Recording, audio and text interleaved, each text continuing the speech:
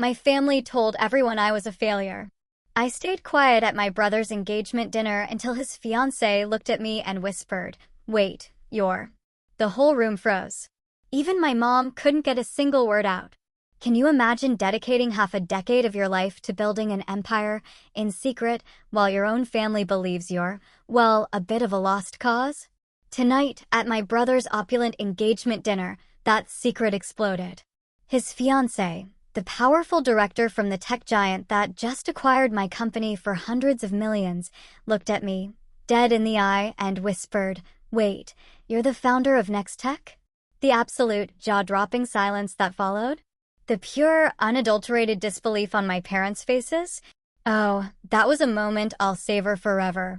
It was worth every single belittling comment, every dismissive glance, every single holiday dinner where they subtly, or not so subtly, put me in my place.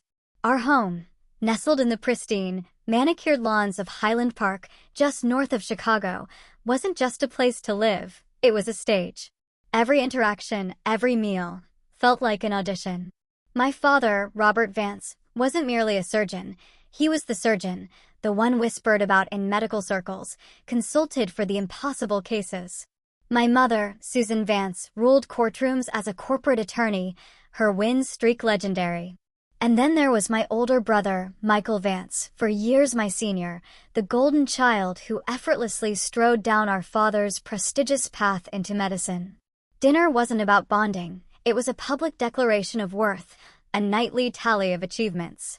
Almost every evening, Mom would set the tone with her deceptively sweet, "So, what did everyone accomplish today?"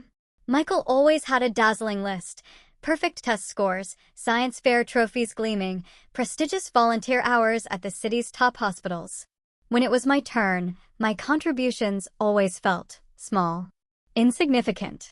I remember, clear as day, being 15 and beaming, genuinely bursting with pride.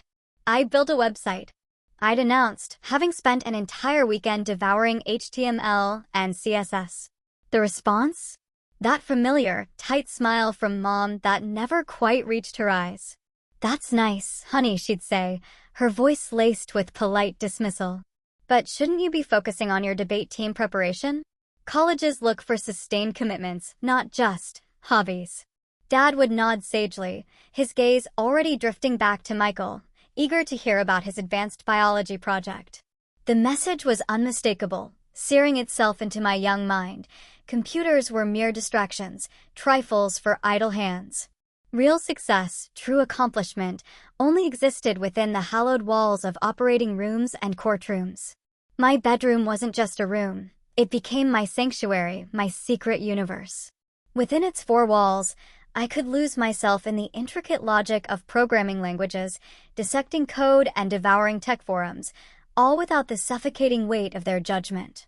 While Michael's walls were a shrine to framed academic awards, a testament to his proper achievements, mine were adorned with printouts of elegant code, tangled flowcharts, and vibrant sketches of app interfaces. I'd routinely burn the candle at both ends, staying up until 2, sometimes 3 in the morning, fueled by coffee and an insatiable curiosity for Python and JavaScript. The next day, I'd drag my exhausted body through chemistry class, barely functional. Of course, my parents rarely noticed my fatigue, not unless it somehow, miraculously, managed to chip away at my perfect grades. My well-being was secondary to their expectations. When I was just 16, a breakthrough. I developed a program that streamlined our school's massive annual fundraiser. Mrs. Albright, the event coordinator, was absolutely astonished when my software slashed their planning time in half. "Your daughter has a truly remarkable talent," she gushed to my parents at a school function. I stood there, glowing, anticipating a flicker of pride. Instead, Mom replied with her signature diplomatic coolness, "Oh, Eleanor has many interests. But we're really focusing on getting her law school prerequisites in order." My stomach dropped. Law school? I wasn't even considering law school, but they'd already charted my entire future course. The regional coding competition during my junior year felt like a turning point, a shot at proving myself.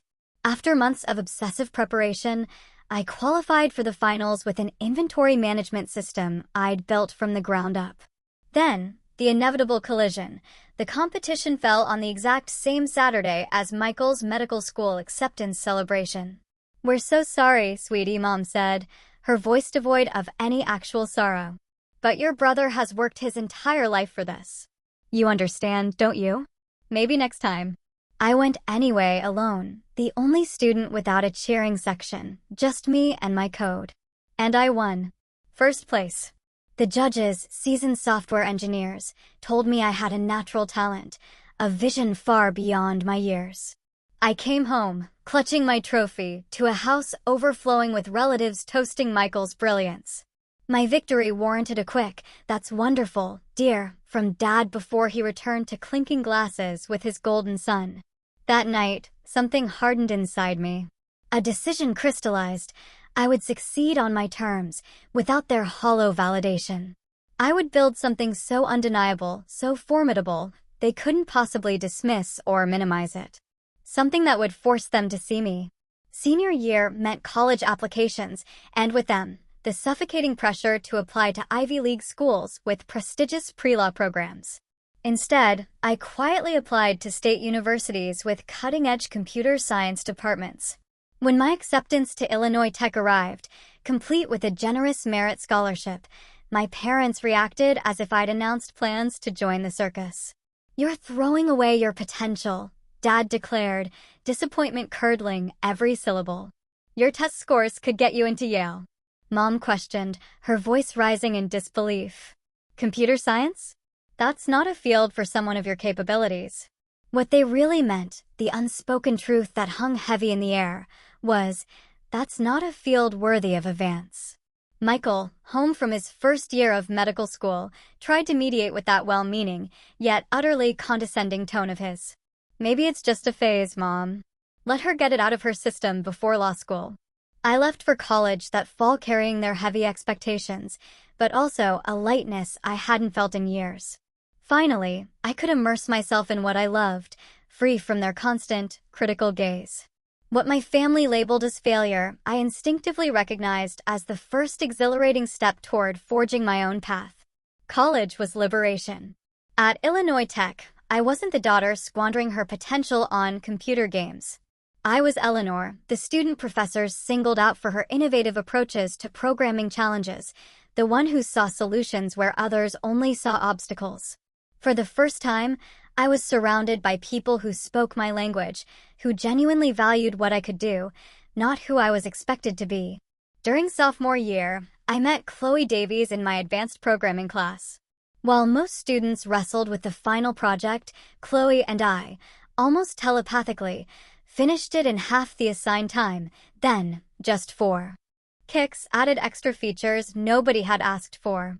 We started grabbing coffee after class, these intense, caffeine-fueled sessions that stretched until the campus cafe closed, our conversations a blur of tech, algorithms, and the limitless, untapped potential of innovation. "The healthcare system is broken," Chloe declared one night, her laptop open to a harrowing article about medical communication failures. Her mother had been misdiagnosed 3 times before finally receiving proper treatment for lupus. "Doctors can perform miracles," Chloe mused, "but they can't seem to communicate with each other or their patients effectively." That conversation didn't just spark something. It ignited a wildfire in my mind. Over the next week, we sketched ideas on napkins, on whiteboards, on anything we could get our hands on, envisioning a platform that would utterly revolutionize how medical information flowed between providers and patients. By semester's end, we had the bare-bones skeleton of what would eventually become NextTech. Summer break meant returning home, where absolutely nothing had changed. At family gatherings, the first question relatives asked Michael was about his medical residency. The first question they asked me was when I was switching to a real major. I started giving vague answers about studying technology, allowing conversations to quickly die or mercifully shift. "Computer stuff is getting popular," my uncle would say with a dismissive wave. "I'm sure you can find some entry-level job when you graduate. Maybe IT support." What they didn't know, Chloe and I were spending every single free moment, every waking hour, building our prototype. We worked from her parents' garage in Chicago, a space they'd generously cleared for us. Her family brought us sandwiches, cups of tea, and, most importantly, genuine curiosity about our progress. The stark, heartbreaking contrast with my own family couldn't have been clearer. By junior year, we had a working beta version. We plunged into entrepreneurship competitions, winning enough prize money to file patents and officially incorporate our business. A professor connected us with Dr. Leena Sharma, a frustrated hospital administrator who quickly became our first advisor and, incredibly, our first paying client. This could transform patient outcomes. Dr. Sharma exclaimed after seeing our demo, her eyes wide with possibility. How soon can we implement a pilot program? Meanwhile, back at Thanksgiving dinner my senior year, my father cornered me by the dessert table, his expression grave. Susan and I have been talking, he began, using my mother's name in that way that signaled a perfectly united parental front. We're concerned about your job prospects. Michael can help you get an administrative position at his hospital. Something stable while you figure things out. I took a deep, fortifying breath. Actually, Dad, I said, my voice steady despite the tremor inside me, I'm working on starting a business. His laugh wasn't cruel. It was just utterly, totally incredulous. A business? Eleanor, be serious. You need experience before you can even think about entrepreneurship. Get a real job first. That was the last time I tried to share my professional life with my family. It hurt too much to have something I poured my heart, soul, and every waking moment into treated as a childish fantasy. Chloe and I graduated and, fueled by fierce determination, moved into a tiny, cramped apartment in Chicago's South Loop. We lived on ramen and cheap coffee, coding until our eyes burned, taking every side gig we could find, building websites, fixing computers, just to pay rent. Our first office was a cramped corner desk at a co-working space we could barely afford. But slowly, painstakingly, NextTech gained traction. A small angel investment from one of our competition judges allowed us to hire our first employee, a brilliant developer named Lucas. We landed a contract with a regional medical center, then another, then a network of outpatient clinics. When I called home, conversations remained maddeningly superficial. Work is fine, I'd say when asked, a rehearsed evasion. They never pressed for details, simply assuming fine meant I was somehow just getting by in some obscure, entry-level tech support role. At Christmas that year, Michael announced his engagement to a pharmaceutical sales representative. My parents absolutely beamed with pride, while relatives vied to ask about wedding plans. Later, my mother found me alone in the kitchen, refilling her wine glass. You know, Eleanor, she began, a predatory glint in her eye, Michael's friend Daniel is single. He's finishing his residency in neurology. I could arrange an introduction. The subtext was a punch to the gut. At least you could marry success, if you can't achieve it yourself. What my family remained blissfully unaware of, our user base was growing exponentially. Hospitals were reporting reduced errors and dramatically improved patient satisfaction. And medical journals were beginning to take serious notice of our platform's profound impact. We need to talk about scaling, Chloe said one morning, fanning out investor meeting invitations across our desk. We simply can't keep up with demand. By the time I turned 26, NextTech had 30 employees and had successfully raised $5 million in venture capital. I had moved into a modest, yet beautiful, apartment overlooking Lake Michigan and could comfortably pay off my student loans. Still, when I visited my parents, I deliberately drove my old, beat-up college car and wore simple, unassuming clothes, allowing them to cling to their familiar narrative about my struggle. It wasn't entirely about proving them wrong anymore. It was about protecting something precious, something I'd poured my soul into, from people who had never truly valued it. I wanted this success on my terms, not as a concession that my chosen path was finally valid. The distance between my two worlds grew into a chasm. In one, I was a rising tech entrepreneur, gaining quiet recognition in industry publications. In the other, I was still the daughter who had tragically failed to live up to her potential. The cognitive dissonance was, at times, overwhelming. The email from Memorial Health System arrived on a Tuesday morning in April. I read it 3 times, my heart pounding in my chest, before calling Chloe into my office. They want to implement NextTech across their entire network, I said, my voice barely above a whisper. 27 hospitals. In 3 states. Chloe literally collapsed into the chair across from my desk. That's the largest healthcare provider in the Midwest, I finished, the enormity of it washing over us. We'd been building toward this moment for years, but actually reaching it felt utterly surreal.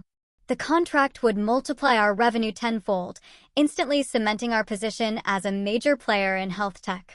Within hours, our phones were ringing off the hook with calls from other hospital systems, all suddenly interested in what Memorial had seen in us. The following month brought our first acquisition offer from a larger tech company, $30 million. Chloe and I sat in a sleek, sterile conference room, listening to executives twice our age explain, in polished corporate speak, why we should take the money and come work for them. It's a generous offer, Chloe said thoughtfully as we walked back to our office, the city blurring around us. It is, I agreed, my resolve firm. And we're turning it down. We both knew. NextTech was worth more than just money. It was about building something that genuinely helped people, something that mattered. We weren't ready to give up control. 2 weeks later, venture capital firm Sierra Partners offered $30 million for a minority stake, valuing our company at over $100 million. This time, we accepted. The investment would allow us to expand, to scale our vision, without losing our soul. When the press release went out, I specifically requested that only my first name be used. Eleanor, co-founder and CEO, the articles read, usually with Chloe's photo beside a deliberate silhouette where my name should have been. It wasn't about hiding, not exactly. It was about controlling my narrative, protecting my space. Don't you want recognition? Chloe asked after an industry conference where I deliberately kept a low profile. You've earned it. I do, I admitted. A confession that surprised even myself. Just not yet, and not from strangers. What I couldn't articulate, even to Chloe, was the tangled, complicated knot of my relationship with validation. I wanted my family to see me, truly see me, but I wasn't sure I could handle them trying to take credit for my success, or worse, minimizing it once it became undeniably massive. I needed this to be mine completely before I shared it. Besides, there was something undeniably powerful about building an empire in silence. In tech circles, I was becoming known as the ghost founder, the brilliant but camera-shy woman behind NextTech's revolutionary platform. The mystery, ironically, only enhanced my reputation. The profile in TechWorld magazine came next. They wanted photos of both founders, but I negotiated. Just Chloe's clear image and me photographed from behind, looking out over our rapidly growing office. The article praised our innovation and leadership without delving into my personal background, exactly how I wanted it. By 28, I was a multimillionaire on paper. I bought a stylish condo in downtown Chicago, but kept it minimal, unassuming. When relatives asked about my apartment, I described it vaguely as a small place with roommates, allowing them to continue believing I was still just barely scraping by. My circle of trust remained tiny. Chloe knew everything, of course. My assistant, Ashley, understood the family situation after organizing one too many declined invitations to Vance family events. And my therapist, Dr. Evelyn Bell, helped me navigate the conflicting, often dizzying emotions of achieving immense success without external recognition. What are you waiting for? Dr. Bell asked during one session. What would make it the right time to tell them?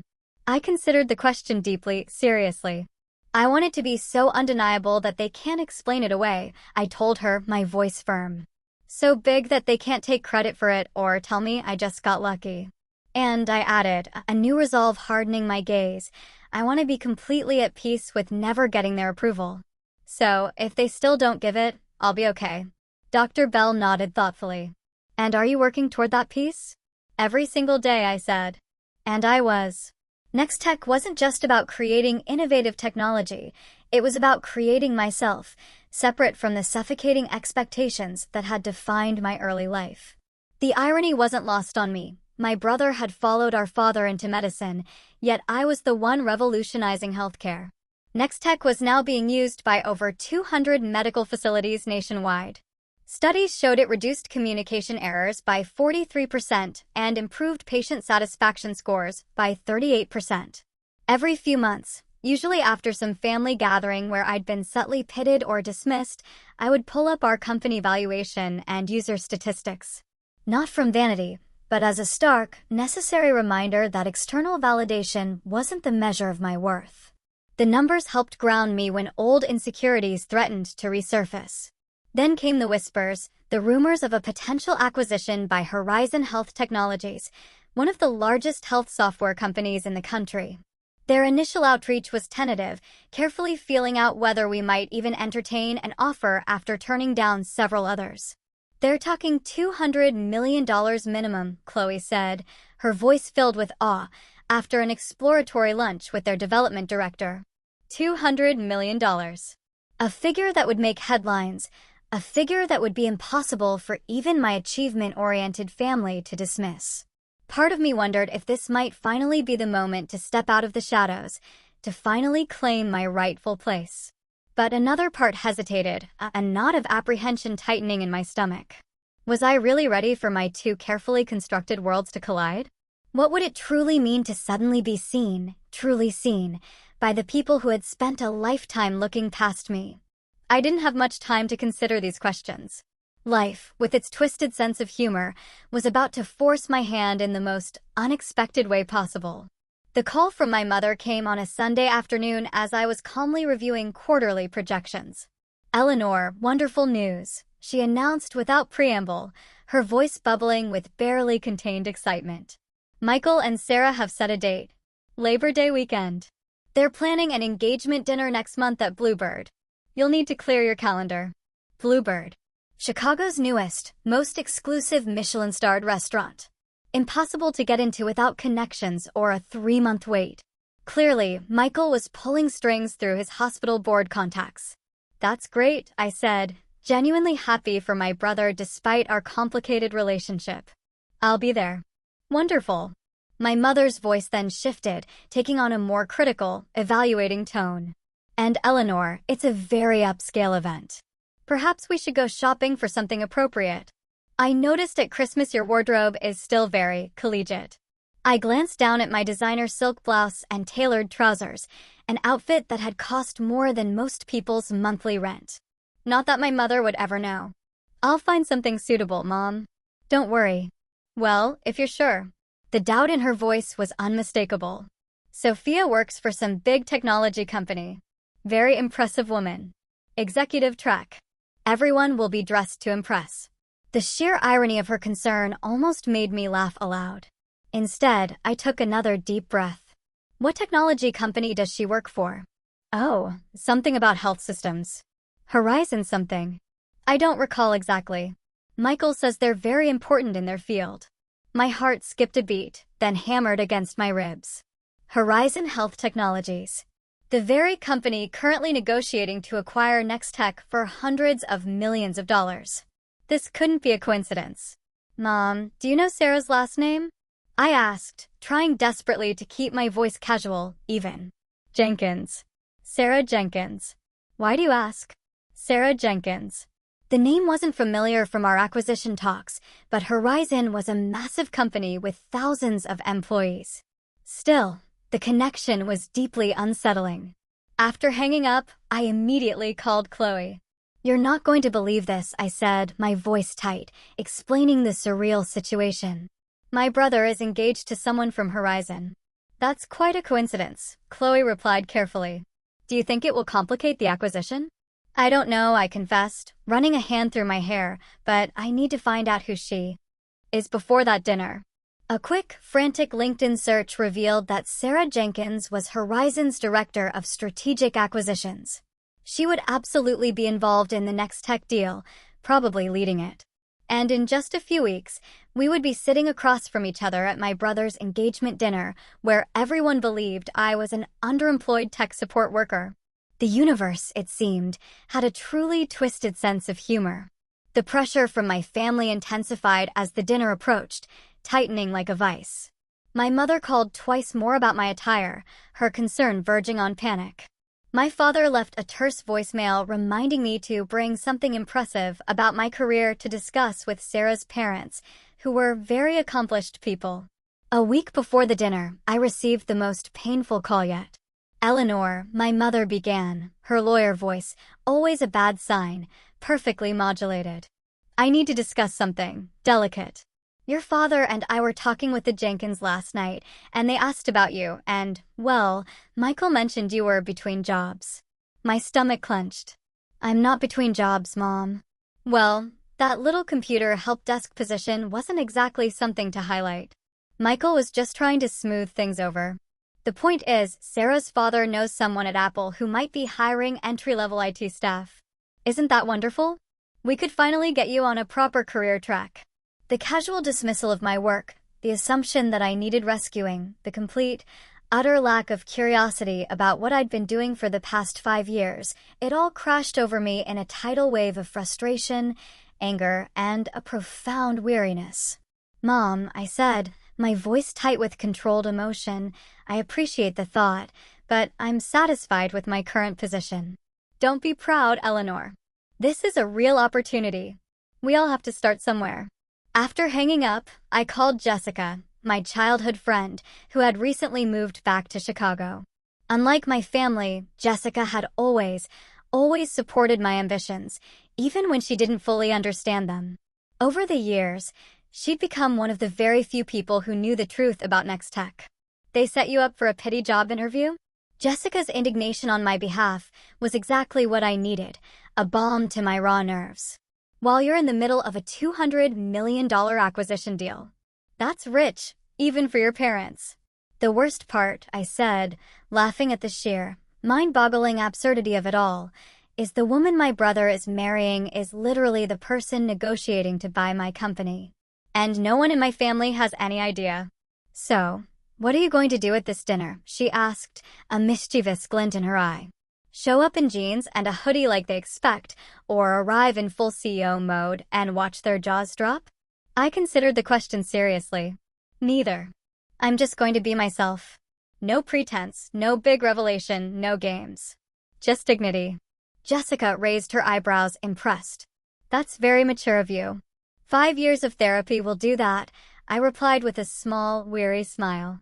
Besides, I'm done trying to prove anything to them. If they find out, they find out. I'm not going to hide, but I'm not going to perform either. The night before the dinner, Horizon's final acquisition offer arrived. $215 million, with conditions that would keep Chloe and me at the company for at least 3 years post-acquisition. We were officially on the verge of becoming centimillionaires. As I selected a simple but elegant black dress for the dinner, I felt strangely, serenely calm. Whatever happened tomorrow night, I knew my worth now. No one could ever take that away from me. Bluebird Restaurant lived up to its glittering reputation. Crystal chandeliers cast a warm, intimate glow over plush blue velvet banquettes and tables set with gleaming silver. A wall of floor-to-ceiling windows overlooked the majestic Chicago River, the city lights reflecting like scattered diamonds in its dark, flowing surface. I arrived exactly on time, not early enough to help with arrangements, as my mother had so pointedly suggested, nor late enough to make a dramatic entrance. Just punctual and dignified, like the businesswoman I was. The hostess led me to a private dining room where my family had already gathered. My father stood by the bar, deep in animated conversation with an older man I assumed was Mr. Jenkins. My mother fussed with place cards at the long table, rearranging them for optimal social engineering, her general's tactics in full display. Michael spotted me first. Liv, you made it. He crossed the room, embracing me with the easy, almost oblivious confidence of someone who has never, not once, questioned his place in the world. Come meet Sarah. She stood by the window, tall and elegant in a burgundy dress, her dark hair swept into a sophisticated updo. I recognized her immediately from Horizon's executive page, though I'd never actually seen her in person during our negotiations, which had been handled through intermediaries until this final, crucial stage. Sarah, this is my sister, Eleanor, Michael said, with that slightly apologetic, almost embarrassed tone he always used when introducing me to his accomplished friends. "It's so nice to finally meet you," Sarah said warmly, extending her hand. Her grip was firm, professional. "Michael talks about you all the time." I wondered, morbidly, what exactly he said. But I smiled, shook her hand, and replied, "Congratulations on your engagement. I'm happy for you both." My mother suddenly materialized at my elbow, a phantom of judgment. "Eleanor, I see you found something to wear." "That's nice." The pause, the slight hesitation, spoke volumes. "We've put you next to Cousin Margaret. You always got along with her." They'd seated me far from the important guests, relegated to the children's table equivalent. Dinner began with champagne and toasts. My father spoke first, raising his glass to Michael and Sarah. "To my son," he boomed, his voice thick with emotion, "who has made us proud every day of his life. And to Sarah, a brilliant, accomplished woman worthy of him. We couldn't ask for a better addition to our family." My mother's toast followed, a carefully crafted, almost presidential speech that meticulously highlighted Michael's achievements, from his first science fair victory to his recent promotion to chief resident. She concluded with, "And now he's found a partner equally dedicated to excellence." To Michael and Sarah. As glasses clinked around the room, I noticed Sarah looking at me with a slight furrow in her brow, as if trying, desperately, to place me in some context beyond Michael's underachieving sister. The first course arrived, and conversation, polite and superficial, flowed around me. Cousin Margaret asked about my job situation with the delicate, hushed approach of someone inquiring about a terminal illness. "I'm in health technology," I said simply, strategically. "Database management." Not untrue, just dramatically, laughably understated. "Oh, that's nice," she replied, with the exact same patronizing inflection my mother had used earlier. "Is there room for advancement in that field?" Before I could answer, my uncle leaned across the table, his voice loud.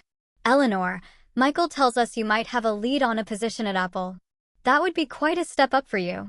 I took a slow sip of water, allowing the silence to stretch. "I'm actually quite satisfied with my current work." My father overheard and, inevitably, joined in. "Eleanor, there's no shame in accepting help to get your foot in the door somewhere respectable. We all want to see you succeed." From across the table, I noticed Sarah staring at me more intently now. Something shifted in her eyes. Recognition was dawning.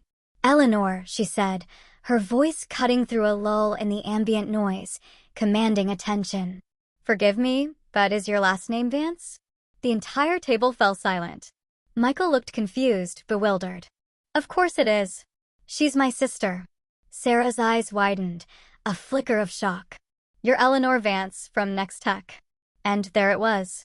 The moment I had both dreaded and secretly, desperately anticipated for years. "Yes," I said, simply, quietly. Sarah set down her fork with a small, resonant clink against the fine china. "Wait, you're the founder? The CEO, Eleanor Vance?" The one. She stopped herself, suddenly, acutely aware of the very public setting, the stunned faces around the table. Michael laughed nervously, a strained, disbelieving sound. "Sarah, I think you're confusing Eleanor with someone else. My sister works in tech support or something." "No," Sarah said slowly, deliberately, looking directly at me, her gaze piercing. "Your sister is the founder and CEO of NextTech, the healthcare communication platform that's revolutionizing patient care across the country. The company my firm is currently in final negotiations to acquire for over $200 million. The silence that followed was absolute. My father froze, his wine glass halfway to his lips, his face ashen. My mother's hand fluttered to her pearl necklace, a gasp escaping her lips. Michael's mouth literally hung open, a comical, yet pathetic sight. Is this true?" My father finally managed, his voice a faint whisper. I met his gaze steadily, unflinchingly. "Yes. Chloe Davies and I founded NextTech 6 years ago. We currently employ over 70 people and serve more than 300 healthcare facilities nationwide. But why wouldn't you tell us?" My mother looked genuinely bewildered, as if I was the one who had wronged them. Before I could answer, Sarah continued, her professional demeanor giving way to genuine, unbridled enthusiasm. Your platform reduced medication errors at Boston General by 62% in the first year. The interface design revolutionized how doctors access patient information. We've been trying to develop something similar for years, but your solution is light years ahead. It's why we're willing to pay such a premium to acquire you. My family stared at me as if seeing a complete stranger. In many ways, they were. $200 million? My father's voice was barely audible, a ghost of its former booming self. Sarah nodded, a small smile playing on her lips. The acquisition is set to close next week, pending final approval. She turned to me, a slightly embarrassed, but admiring smile on her face. I had no idea you were Michael's sister. Your company profile just shows Eleanor with no photo, and our teams have been handling the negotiations directly. I prefer to maintain a low profile, I said, a dry, deliberate understatement of the century. The rest of the dinner passed in a surreal blur of shocked questions, awkward revelations, and frantic backtracking. Relatives who had openly pitted me just an hour before now shamelessly asked for investment advice. My mother mentioned no less than 3 times that she always knew I had a special talent with computers. My father, ever the politician, claimed he'd been telling colleagues about his daughter, the tech entrepreneur, for years. Michael alone remained relatively quiet, visibly processing the fact that his struggling little sister was about to sell her company for a sum that dwarfed his entire expected lifetime earnings as a physician. Through it all, I maintained my composure, answering questions politely, but without the desperate, aching desire for approval that had defined so much of my earlier life. The validation I'd once craved now felt hollow, almost meaningless, in the face of their sudden, opportunistic pride. As the evening wound down, Sarah pulled me aside, her expression genuinely apologetic. I'm so sorry if I created an awkward situation. I was just so incredibly surprised. I smiled, genuinely, for the first time that night. Don't apologize. It's been a long time coming. For what it's worth, she added, her eyes serious, your reputation in the industry is extraordinary. People call you the ghost genius. Now I completely understand why you kept such a low profile. As we said our goodbyes, my mother clutched my arm, her grip surprisingly tight. We need to talk soon, Eleanor. Properly talk. About everything. I nodded, knowing the conversation was inevitable, but no longer fearing it. We will. Walking to my car, I felt lighter somehow, as if a monumental weight had been lifted. The secret I'd carried for years, the heavy burden of expectation and dismissal, was finally, irrevocably, in the open. Whatever came next, I would face it on my own terms, secure in the unshakable knowledge of what I had built. The first text arrived before I even got home from the dinner. It was from my mother. We need to talk. Brunch tomorrow. The Drake Hotel at 11. By morning, my phone was absolutely flooded. Relatives suddenly remembered they'd always supported my computer interests. Cousins who hadn't spoken to me in years were now asking about investment opportunities. Michael sent 3 separate messages, each more confused than the last, culminating in a simple, almost childlike, "Why didn't you tell me?" I replied only to my parents, agreeing to brunch. Some conversations, I knew, just needed to happen in person. The Drake's dining room was elegant and discreet, the perfect setting for the difficult conversation ahead. My parents were already seated when I arrived, both dressed impeccably, as if for an important business meeting rather than a family brunch. Eleanor, my father, stood awkwardly, oscillating between his usual perfunctory greeting and something more befitting a daughter he had just discovered was wildly successful. He settled on an uncomfortable, fleeting hug. "You look well." My mother was less restrained, her composure momentarily shattered. "Darling, we have so much to discuss. I've been reading all about NextTech this morning. The innovation awards, the funding rounds, the user growth statistics. Why would you keep all this from us? We're your family." I took a deep, steadying breath. "I think you know why." "I certainly don't," my father replied, his tone defensive, injured. "We've always supported your pursuits." The waiter arrived with coffee, offering me a precious moment to compose my thoughts. Once he left, I looked directly at my parents, my gaze unwavering. You never took my interest in technology seriously. Every time I tried to share my work with you, it was dismissed as a hobby, something to get out of my system before finding a real career. After a while, it was simply easier to stop trying. That's not fair, my mother protested, a flicker of genuine hurt in her eyes. We just wanted what was best for you. The technology field seemed so uncertain. What you wanted, I corrected gently, but firmly, was for me to follow a path you understood and approved of. When I chose differently, you treated it as failure. My father leaned forward, ever the pragmatist. We always knew you had potential, Eleanor. We were just pushing you to excel. No, I said, my voice resolute. You were pushing me to conform. There's a difference. Well, clearly it worked out, he countered, a triumphant, self-congratulatory note in his voice. Look at what you've accomplished. Perhaps our pushing helped motivate you. It was the exact response I'd feared and, honestly, expected, taking credit, rewriting history to cast themselves as supportive mentors rather than dismissive critics. Dad, do you remember telling me to get a real job at Thanksgiving 5 years ago? Or suggesting I take an administrative position at Michael's hospital because my own work wasn't viable? I turned to my mother. Mom, do you remember arranging a pity job interview for me just last week? My mother had the grace to look genuinely embarrassed, her carefully constructed facade momentarily crumbling. We were concerned about you. You never shared any details about your work. How are we supposed to know? You could have asked, I replied, the words soft but weighted. Really asked, with genuine interest, not just waiting for an answer that confirmed what you already believed about me. The conversation continued through Eggs Benedict and mimosas, painful but necessary. My mother vacillated between defensiveness and strained attempts at reconciliation. My father, true to form, tried to maintain his authority by subtly suggesting he'd always seen my hidden potential. Your brother always spoke highly of your intelligence, my mother offered, as if Michael's retroactive approval somehow legitimized me. I know you both love me, I said finally, exhaling slowly.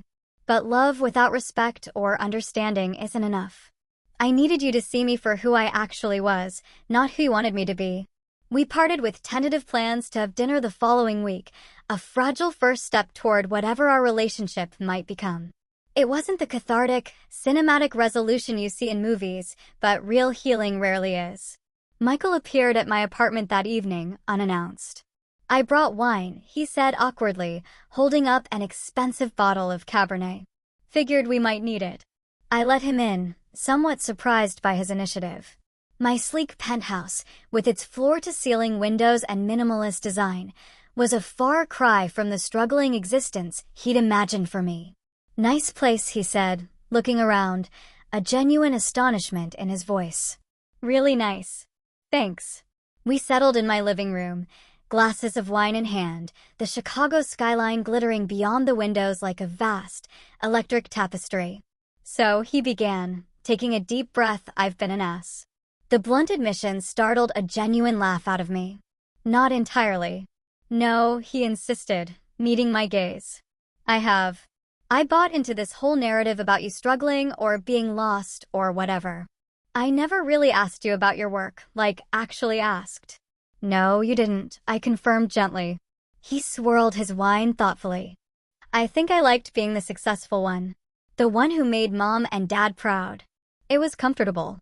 His honesty, his raw vulnerability, completely disarmed me. I'd expected excuses, or the same revisionist history our parents had attempted. For what it's worth, he continued, his voice soft, I'm sorry. And I'm really impressed by what you've built. Sarah hasn't stopped talking about your platform. Apparently, you're some kind of genius. I just built something I believed in, I said. Something that actually helps people. Like what I try to do as a doctor, he nodded, just on a much larger scale, apparently. We talked for hours, really talked, perhaps for the first time as adults.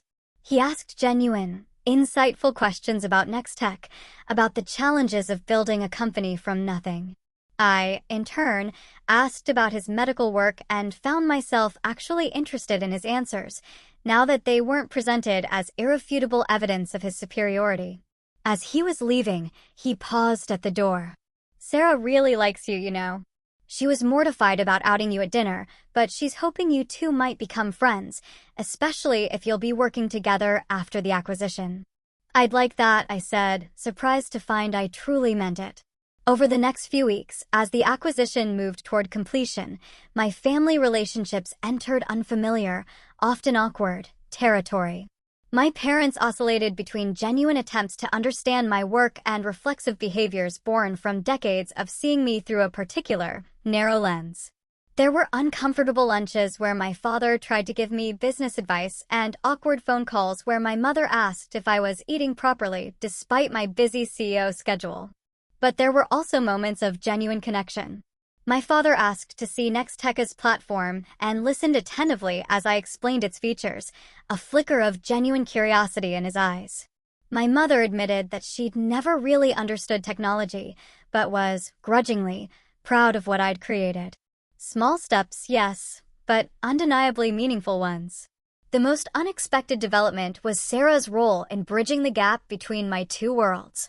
As both my future sister-in-law and my professional colleague, she had a unique, invaluable perspective on the Vance family dynamics. Your parents are trying, she told me over coffee one afternoon.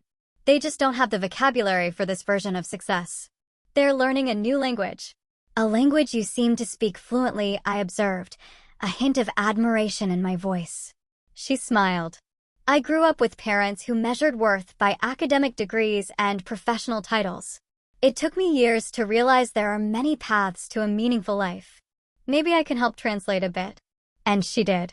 Gently educating my family about the tech industry, contextualizing my achievements in terms they could understand, and occasionally, giving them a much-needed reality check when they slipped into old patterns. Her efforts weren't always successful, but they significantly eased the bumpy transition to our new reality. The acquisition closed on schedule, transforming Chloe and me into centimillionaires overnight. The press release mentioned both our full names and included professional photos, my first public acknowledgement as NextTech's co-founder. The ghost genius was finally stepping into the light. 6 months after my brother's infamous engagement dinner, life had found a new rhythm. The NextTech acquisition had closed successfully, and I now led the innovation division at Horizon Health Technologies. Our platform was being implemented in hospitals across 3 continents, with Chloe overseeing international expansion. My office overlooked the Chicago River, its waters reflecting the changing seasons. Today, spring sunshine glinted off its surface as I finished a conference call with our development team in Singapore. A text from Sarah interrupted my workflow. Reminder, dinner at your place tonight. I'm bringing that wine you liked. Michael says he's making dessert, so expect emergency cupcakes from the bakery when he inevitably burns something. I smiled. These casual family dinners had become a monthly tradition, something I would have found unimaginable a year ago. Sometimes my parents joined. Sometimes it was just the 3 of us. But the easy camaraderie that had developed between Sarah, Michael, and me was something I treasured, a quiet joy. Working with Sarah had accelerated our friendship. Her straightforward, no-nonsense approach to business perfectly matched my own, and her insights into my family dynamics proved invaluable. She understood my parents in ways I sometimes couldn't, skillfully identifying the deep-seated insecurities beneath their controlling behaviors. Your dad didn't dismiss your tech career because he thought you'd fail, she observed once. He dismissed it because he didn't understand it. And Robert Vance hates not understanding things. My relationship with Michael had transformed most dramatically. Without the suffocating hierarchy of successful doctor and struggling sister, we discovered common ground. Both of us were driven, detail-oriented perfectionists who genuinely wanted to improve healthcare. Now we traded ideas instead of judgments. My parents were trying. That was the most accurate, honest description. We had established new boundaries, with my mother no longer offering unsolicited advice about my appearance and my father making visible, conscious efforts to ask questions about my work without immediately suggesting improvements. Our weekly Sunday calls were no longer exercises in evasion, but actual conversations. Not always easy ones, but real nonetheless. My mother had even visited NextTech's offices, her initial awkwardness giving way to genuine, almost bewildered pride as employees greeted me with obvious respect. The healing wasn't just external. The acquisition had given me the freedom to focus on my own well-being in ways I'd neglected during the relentless startup grind. Regular therapy sessions with Dr. Bell helped me process the complicated emotions around my family's sudden, dramatic recognition. "You spent years protecting yourself from their judgment," she noted during one session. "Now that protection isn't necessary in the same way, but the habits remain. It's okay to let some of those walls down gradually." I'd taken her advice, not just with family, but in building a broader support network.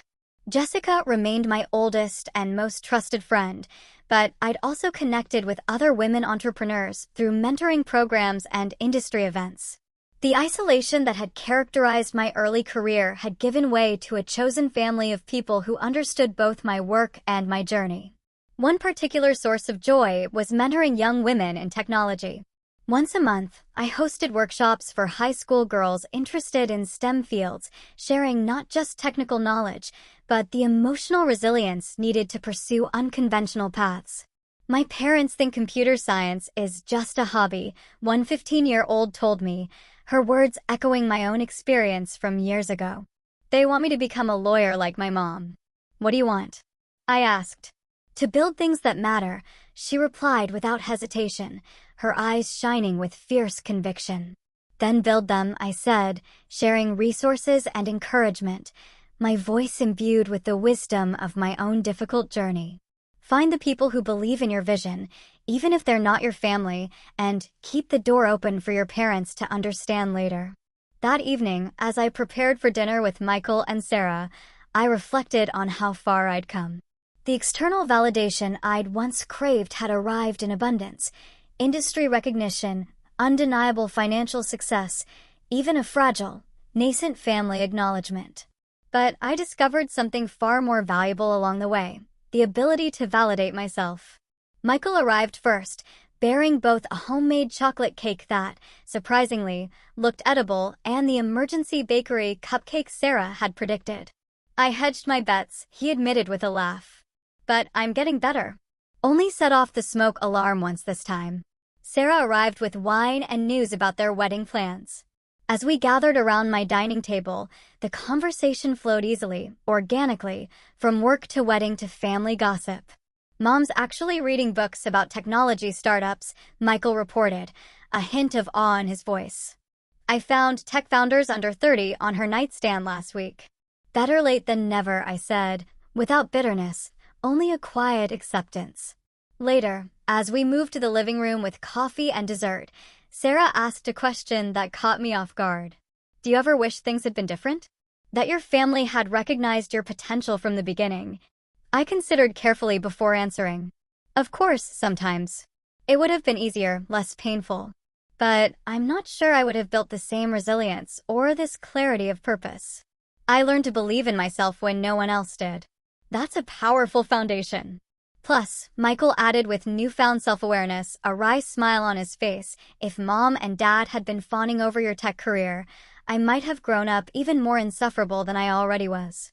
We laughed, the sound floating out over the glittering city lights, a genuine, joyful sound. The journey wasn't over, not truly. Family relationships are never truly fixed, but rather continuously evolving, living things. There would be more difficult conversations, more moments when old patterns threatened to reassert themselves. But something fundamental had shifted within me. I no longer needed my family to see my worth in order to know it myself. That hard-won freedom allowed me to accept their growing appreciation without desperation, to forgive past dismissals without forgetting the invaluable lessons they taught me, and to build relationships based on who we were becoming rather than who we had always been. Success isn't just measured by recognition, but by impact. By that standard, NextTech had succeeded beyond my wildest dreams, improving patient outcomes and healthcare communication for thousands. And I had succeeded in creating a life authentic to my values and vision, regardless of who approved.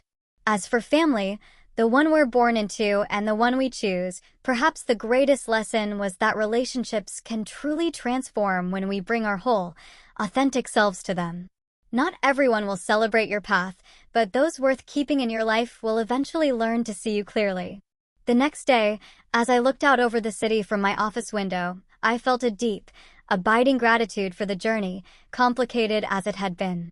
The path forward wasn't perfectly clear, but I was walking it on my own terms, creating success by my own definition, and that, more than any acquisition deal or family validation, was the real achievement. If my story resonated with you today, I'd love to hear about moments when you had to believe in yourself when others didn't. Drop a comment below sharing your experience. And if you know someone who needs to hear this message of self-belief, please share this video with them. Don't forget to subscribe for more stories about finding your own path, even when it's not the one others expect. Thank you for listening to my journey. Remember, true success isn't about proving others wrong, but about proving yourself right.